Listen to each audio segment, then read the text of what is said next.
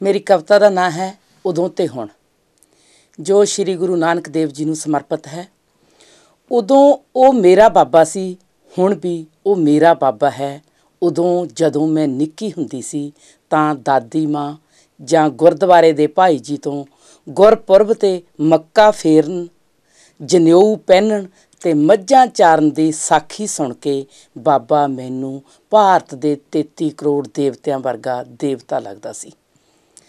पर जदों मैं बाबे नूं पढ़िया, जदों मैं बाबे नूं पढ़िया, हुण ओह मैनू देवता नहीं लगदा, बाबा मैनू एक लोक कवि लगदा है।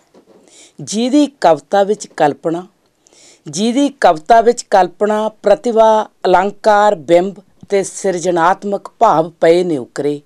आओ बाबे नूं देवता ना बनाइए, आओ बाबे नूं देवता ना बनाइए ते ना करिए गुरद्वारिਆਂ विच कैद, क्योंकि समाज नूं हुण देवतिਆਂ दी नहीं सगों लोड़ है क्रांतिकारी जुझारूआं दी जो भटकिਆਂ नूं राह दस्सण।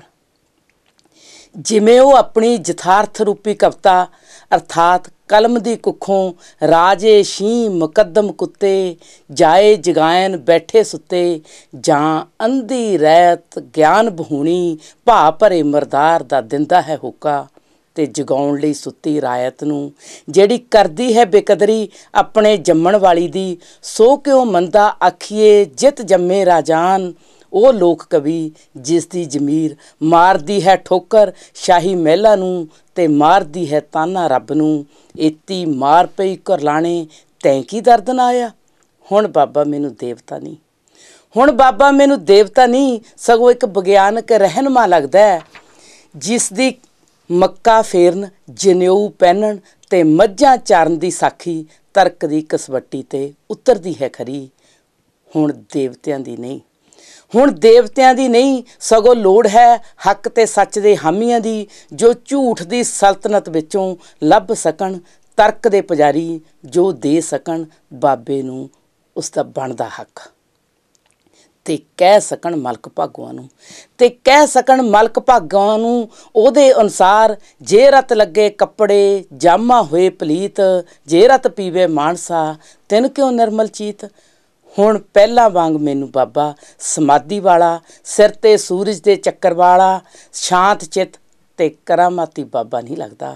ਹੁਣ ਉਹ ਥਾਂ ਥਾਂ ਭਟਕਦਾ, ਉਹ ਥਾਂ ਥਾਂ ਭਟਕਦਾ ਜਿਹਨੇ ਪਿੰਡ ਪਿੰਡ ਫਿਰ ਕੇ ਪਵਾਏ ਹਨ ਪੈਰੀਂ ਛਾਲੇ, ਬਾਬਰ ਦੀ ਚੱਕੀ ਪੀ ਪੀ ਕੇ ਹੱਥੀਂ ਅੱਟਣ ਤੇ ਆਪਦੇ 60ਵੇਂ 'ਚ ਹਲ ਵਾਹ ਵਾਹ ਕੇ ਕੱਢਿਆ ਹੈ ਖੇਤਾਂ ਵਿੱਚੋਂ ਦੱਬਿਆ ਖਜ਼ਾਨਾ, ਤੇ ਦਿੱਤਾ ਹੈ ਹੋਕਾ ਸੱਚੀ ਕਿਰਤ ਦਾ। ਹੁਣ ਉਹ ਮੈਨੂੰ ਇੱਕ ਖੋਜੀ ਲੱਗਦਾ। ਪਰ ਹੁਣ ਬਾਣੀ ਦੇ ਰਖਵਾਲਿਆਂ ਨੇ ਹੀ ਗੋਲਕਾਂ ਨੂੰ ਬੁਰਕ ਮਾਰ ਕੇ ਰੂਪ ਧਾਰ ਲਿਆ ਹੈ ਮਲਕ ਭਾਗਵਾਂ ਦਾ, ਤੇ ਬਾਬੇ ਦੀ ਦਿੱਤੀ ਸਿੱਖਿਆ ਕਿਰਤ ਕਰੋ ਤੇ ਵੰਡ ਖਾਓ ਨੂੰ ਕਰਕੇ ਨਜ਼ਰ ਅੰਦਾਜ਼, ਬੇਲੀਆਂ ਖਾਓ ਤੇ ਨਾਮ ਜਪੋ ਦਾ ਲਾਇਆ ਹੈ ਰਟਨ।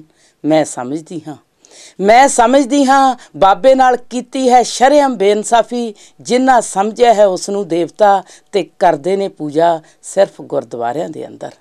ਆਓ ਬਾਬੇ ਕਵੀ ਗੁਰੂ ਨੂੰ ਕਰੀਏ ਨਾ ਕੈਦ, ਆਓ ਬਾਬੇ ਕਵੀ ਗੁਰੂ ਨੂੰ ਕਰੀਏ ਨਾ ਕੈਦ, ਸਗੋਂ ਲੋਕ ਕਵੀ ਦੀਆਂ ਸੁਹਜਮਈ ਯਥਾਰਥਵਾਦੀ ਰਚਨਾਵਾਂ ਦਾ ਕਰੀਏ ਮੁਲਾਂਕਣ, ਤੇ ਲੱਭ ਸਕੀਏ ਕੋਈ ਸੱਚ ਦਾ ਰਾਹ, ਨੇਕੀ ਤੇ ਇਨਸਾਫ ਦਾ ਰਾਹ, ਇਨਸਾਨੀਅਤ ਤੇ ਪਿਆਰ ਦਾ ਰਾਹ।